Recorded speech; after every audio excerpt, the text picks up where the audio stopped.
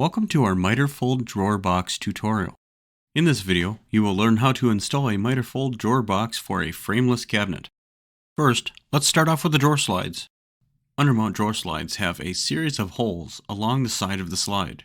Use these to align the drawer slides so that the front of the slide is 1/16 of an inch set back from the front of the box. Be sure to use appropriately sized screws for the size of the machine holes in your frameless box. Then, repeat these steps for the other side of the cabinet. Now, let's move on to the drawer box. You will want to position the drawer box with the bottom facing you and the notches facing up.